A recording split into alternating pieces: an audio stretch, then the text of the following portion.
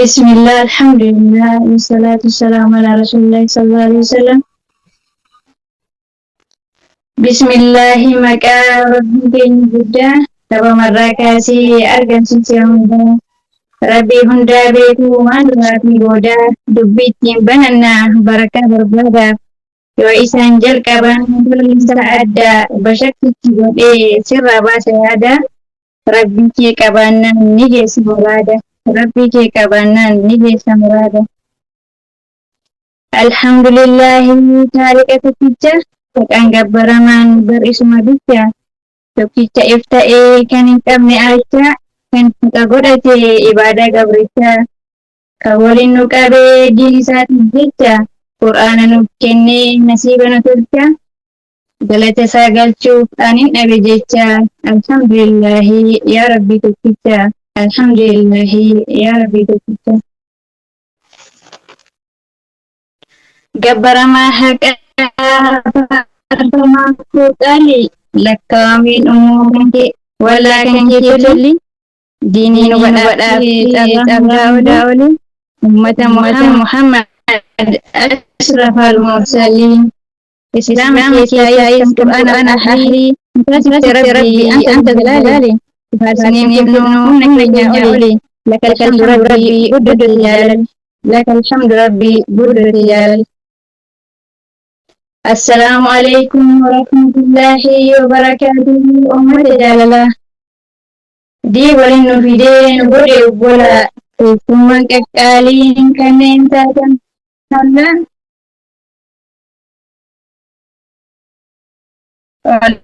Lama otapi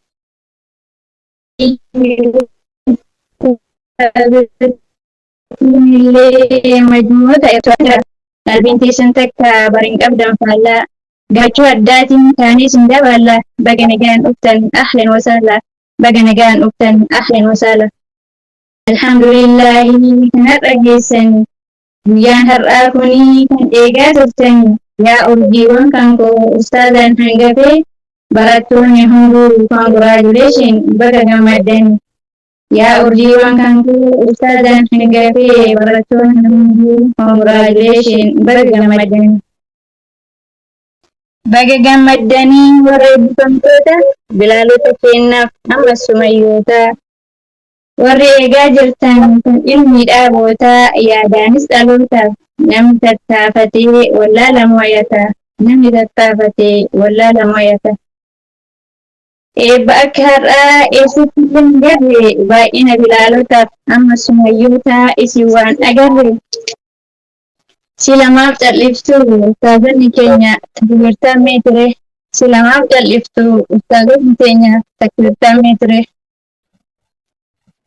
Allahu Akbar wa minal ajaibil kubra Allahu Akbar kuno jirtire ulumma alle zaremma Eebbi guyyaa har'aa inuu kan addaati kan quraana buusan sumayyoota qofam ammas bilaalotii qoree gannuu baasii fakkeenya addaatiin ustaaz Abu Hurayraan bargamna namaati du'aayi nu godhaaf ulamoonni keenyaaf ammas ustaazotiin du'aayi nu godhaaf ulamoonni keenyaaf ammas ustaazotiin Ustaaz Abu Hurayraan seenaa dalagee nuti irraa barre yaa bashaasha namaa fayyumleen aarre Rabbi isiniif haa kennu umrii dheertuu irratti beekumsa dabalee Rabbi isiniif haa kennu umrii dheertuu irratti beekumsa dabalee.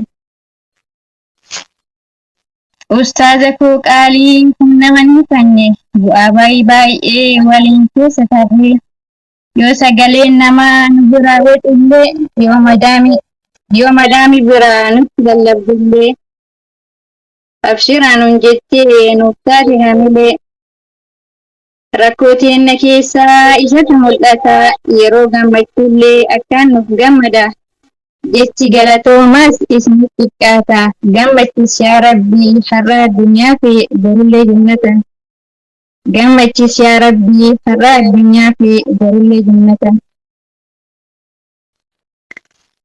Ustaaz Abu Hurayraan bara barsiisaa ijoollee bardiin qofaami wanti isarraa barre naawlojii addunyaas waa hedduu irraa barre aappii barsiistotaaf ammas barattoota kun hoogganan turre miidiyaa hundarratti isin waan agarre sabiskiraayib laayik ammallee sheer godhaa akka isin dabartu sabiskiraayib laayik ammallee sheer godhaa akka isin dabartu.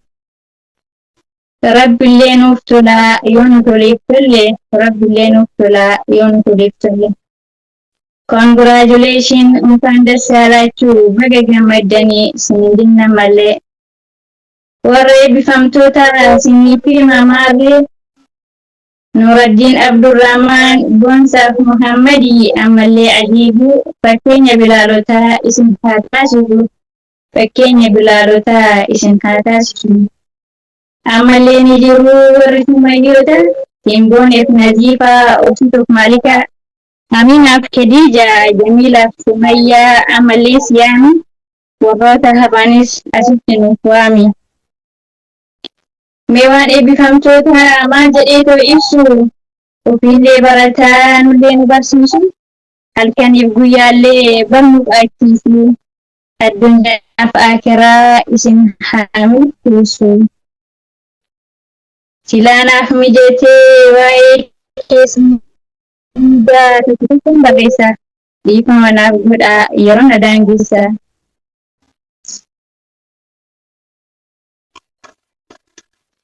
ወደኛ መርከዚ እንኳን በሰላም መጣችሁ።